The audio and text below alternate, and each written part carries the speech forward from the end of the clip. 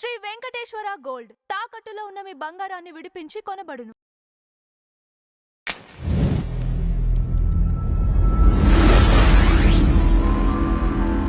జగన్మోహన్ రెడ్డి గారు పదే పదే సిబిఐ ఎంక్వైరీ కోరుతున్నారు కదా, ఒకటి సర్క్యులేట్ అవుతుందండి. అంటే ఆయన ఇప్పటి వరకు ఎన్ని వాయిదాలు అది సుమారుగా 3,000 అనుకుంటా భాష గారు ఒక్కొక్క కేసు సర్క్యులేట్ అవుతున్నాయండి. సీసీ నెంబర్లతో సహా చాలా ఉందండి, పెద్ద లిస్టు. అంత లిస్ట్ చెప్పుకోలేము. 259 వాయిదాలు అండి ఒకటైతే, ఒక కేసు ఒకటి ఏది 8/2012 నెంబర్తో సహా ఉంది. ఇంకోటి వచ్చేసి 9/2012 వచ్చేసి 2012ది 374 అండి వాయిదాలు. ఇట్లా ఇన్ని 3,000 వాయిదాలకు సంబంధించి నాకు తెలిసి హిస్టరీ రికార్డు కదా జగన్ గారు. నేను సింపుల్ గా ఒకటే మాట చెప్తానండి, జగన్మోహన్ రెడ్డి గారి దగ్గర ఉన్న ప్రాబ్లం ఏంటంటే యథా రాజా తదా ప్రజ అంటారు. ఓకే, జగన్మోహన్ రెడ్డి గారి పార్టీలో నేను దగ్గరగా అబ్జర్వ్ చేసింది ఏంటంటే జగన్మోహన్ రెడ్డి గారి మనస్తత్వం కింద ఉన్న వాళ్ళందరికీ వచ్చింది. ఇదొకటి. రెండోది మేబీ ఆ మనస్తత్వం ఉండబట్టే వాళ్ళు దగ్గర అయ్యారేమో. ఆర్థికంగా ఇంత పెద్ద నేరాలు మోపబడిన వ్యక్తి ఈ రోజు బయటకు వచ్చి ఏముంది 2 కోట్లేగా అంటాడు. తిప్పి కొడితే 2 కోట్లు అంటాడు. అది ఎన్నిసార్లు తిప్పి కొడతావు నాకు అర్థం కాదు. ఆ 2 కోట్లైనా 400 కోట్లైనా తప్పే కదా. అది ఎవరి డబ్బు? మీ ఇంట్లోకి వెళ్ళి తీసుకొచ్చిన డబ్బు కాదు కదా, అది ప్రజల డబ్బు, ప్రజల పొట్టకొట్టి సంపాదించినటువంటి డబ్బు. సరే, నీ వల్ల ఆ 34 రూపాయలు ఆ చిన్న చిన్న లారీ డ్రైవర్లకు లేదంటే సప్లై చేసిన వాళ్ళు పాపం వాళ్ళు తిన్నారా అంటే అది వేరు. వాళ్ళకి నువ్వు ఇచ్చింది అంతే 13, కానీ నువ్వు జేబులో పెట్టుకుంది 34 రూపాయలు, అంటే 21 రూపాయలు ప్రాఫిట్. ఇంతకన్నా సిగ్గుచేటు ఉంటుందా నాకు అర్థం కాదు. ఇంకా ఎన్ని దందాలు చేస్తారు? అండ్ ఇంకో విషయం, ఈ డబ్బు మొత్తం తీసుకెళ్ళి మళ్ళీ అలబెడతారు ఎలక్షన్స్. మొన్నటి నుంచి చంద్రబాబు నాయుడు గారు ఎన్నికల్లో డబ్బులు తీసుకోకండి అని చెప్పేసి చెప్తున్నారు. ఓ పెద్ద మనిషి ఆ మాట అంటున్నాడు అంటే చంద్రబాబు నాయుడు గారు ఊరికేనే చెప్తున్నారా? ఆయనకేం తెలియకుండానే, ఆయనకేం అర్థం కాకనే రాష్ట్రంలో ఇదొక మాట చెప్తున్నానండి, ఇది అండర్లైన్ చేసుకోండి మీరు, నేను ఎక్కడ చెప్పలేదు. రాష్ట్రంలో లోకల్ బాడీ ఎన్నికలకు కూడా డబ్బు ఖర్చు పెట్టినటువంటి ఘనత ఇప్పుడు రాబోతుంది. పెద్ద ఎత్తున రాష్ట్రంలోకి డబ్బు రాబోతుంది. ఇప్పుడు ఆంధ్రప్రదేశ్లోకి పెద్ద ఎత్తున డబ్బు రాబోతుంది లోకల్ బాడీ ఎన్నికలు. ఆ విషయం తెలుసుకునే చంద్రబాబు నాయుడు గారు డబ్బు తీసుకోకండి అంటున్నారు. ఈగోలకి పోయి లోకల్ బాడీ ఎన్నికల్లో కూడా డబ్బు పంచేటటువంటి కార్యక్రమం చేయబోతున్నారు కొంతమంది మహానుభావులు. ఇక వాళ్ళ పేరు నేను చెప్పను, జనాలు అర్థం చేసుకుంటారు, మనం ఎందుకు చెప్పాలి. ఆ పరిస్థితులను చూస్తున్నాం. రాజకీయం అంటే ఒక డ్రామాగా వీళ్ళు మార్చేశారు సార్. ఎవడికి నోటికి వచ్చినట్టు వాడు ఏం చేస్తున్నారు. కొంతమంది అనకూడదు అనాలో నాకు తెలియదు, కానీ కొంతమందిని పెట్టుకున్నారు సోషల్ మీడియాలో. 1 లక్ష 2 లక్షలు 3 లక్షలు ఫాలోవర్స్ ఉంటారు. ఏంది పొద్దున లేవంగానే ఒక message, you have to talk about this today, నువ్వు దీని గురించి మాట్లాడాలి, దీని గురించి మాట్లాడాలి. నాకు కూడా చాలా మెసేజ్ వచ్చినాయి. నాకు బుద్ధి జ్ఞానం ఉండే కాబట్టి నేను నా బుద్ధిని నేను వాడుకున్నాను. బుద్ధి లేకుండా మాట్లాడే మహానుభావులు ఈ రోజు కూడా ఉన్నా. నేను 2 రోజుల నుంచి చూస్తున్నా, ఒక 4-5 ఉన్నారు. ఒకే టాపిక్ ఆ 4 మాట్లాడతారు, ఒకే మెసేజ్, మళ్ళా ఒకే డేటా, మళ్ళా. కొంచెమైనా సిగ్గుపడండి అట్లీస్ట్. ఇక్కడ భాష గారు, ఇప్పుడు జగన్ గారు పదే పదే సిబిఐ దీనికి సంబంధించి అడుగుతా ఉన్నారు కదా, అంటే డబ్బు ఏదైనా దేన్నైనా ప్రభావితం చేస్తా అనడానికి ఒక ఉదాహరణ అనుకోవచ్చా వీళ్ళందరినీ? సింపుల్ అండి, డబ్బు ప్రభావితం చేస్తుంది, నో డౌట్ అబౌట్. కానీ అది నువ్వు పవర్లో ఉన్నంత వరకు సిబిఐ లాంటి సంస్థలు నిన్ను కాపాడగలవేమో. అంటే సిబిఐ లాంటి సంస్థలు కొంత కన్ను మూసుకుంటాయేమో, కానీ నువ్వు పవర్లో లేనప్పుడు నువ్వు ఎంత డబ్బు ఖర్చు పెట్టినా అవి పని చేస్తాయని నేను అనుకోను. ఒక విషయం మాత్రం ఖచ్చితంగా ఉందండి, చేసిన పాపం ఎప్పటికైనా సరే మీ వెంట అన్నది పడుతుంది.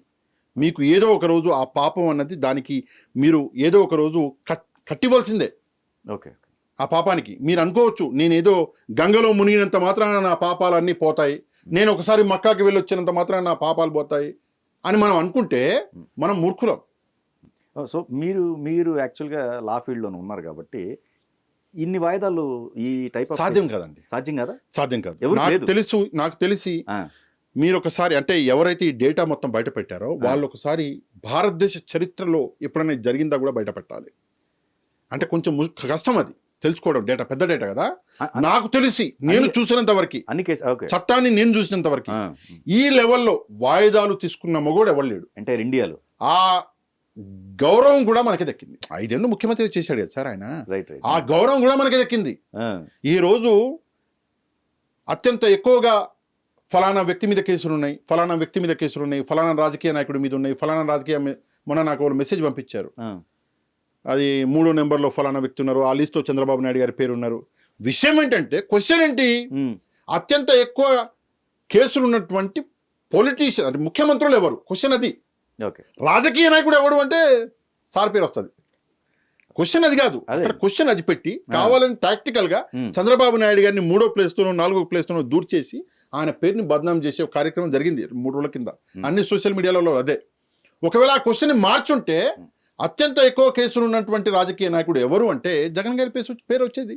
అది ఆయిర్దిలేండి, మీరు మొన్న వచ్చిన డేటా ఆయిర్కి సంబంధించినది. ఎవరైతే ఇప్పుడు ఏది పొజిషన్ లో ఉన్నారో, పొజిషన్ లో ఉన్న వాళ్ళ గురించి అడిగారు, రాజకీయ నాయకుల గురించి అడగలేదు.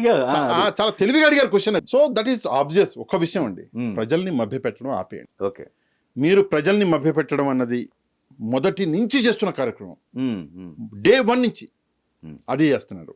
ఇప్పుడు ఏమీ దొరక్క డిఎస్సి అన్నారు, మళ్ళీ ఏమీ దొరక్క ఇదంటారు, అదంటారు. కూడా సిబిఐ అంటున్నారు ఆయన. సార్ ఒక విషయం, డిఎస్సిలో మొత్తం తేటతెలం అయిపోయింది. సిబిఐకి అప్పగించవలసిన అవసరం లే. ఎందుకు అప్పగిస్తారు? ఒకటి. రెండోది, ఏపీపీఎస్సి మన గ్రూప్ 1 కూడా అప్పగించాడు అన్నారు ఆయన.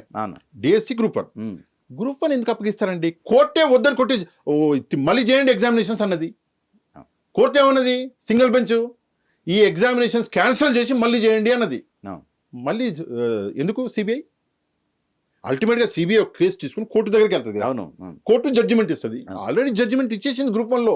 మళ్ళీ అడుగుతున్నారు. పిచ్చ అంటారు దీన్ని. అదే దీన్ని ఏమంటారు తెలుసా మీకు? ఏపీపీఎస్సి డిఎస్సి ఒకటే అన్నారు కదా, అట్లాంటి పిచ్చ అంటారు. సింపుల్. సీడ్ యాక్సెస్ రోడ్ అంటే ఏంటి అడిగారు కదా, అట్లాంటి పిచ్చ. ఈ విషయాలు నిజంగా నవ్వుతున్నారండి జనాలు. ఒకసారి మీరు కూడా అర్థం చేసుకోవాలి. ఒక రాతలో రాసుకుంటూ వెళ్ళి కింద సంతకం పెట్టి డేట్ వేస్తాం. రైట్? అవును. మీ జీవితకాలంలో డేటు, అరే ఈరోజు డేట్ ఎంత అని ఇట్లా అడిగిన క్షణాలు ఉన్నాయా? నేనైతే ప్రతిసారి అడుగుతా. నాకు డేట్లు జనరల్గా గుర్తుండవు. ఈరోజు డేట్ ఎంత అన్నా, 21, 22, 24 అడుగుతా.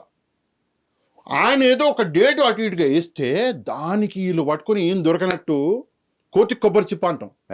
అట్లా అన్ని సోషల్ మీడియాలలో నారా లోకేష్ గారు డేట్ రాంగ్ ఇస్తే మరీనా అదేదో ఉల్లిగడ్డకు అదేదో గడ్డ అన్నాడు కదా, దానికి రోజు మనం అన్నం తింటాం.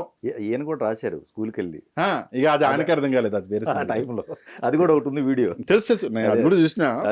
కానీ సభ్యత ఉన్న వాళ్ళం కాబట్టి, సంస్కారం ఉన్న వాళ్ళం కాబట్టి ఒక పరిధి దాటితేనే క్రిటిసైజ్ చేస్తామండి.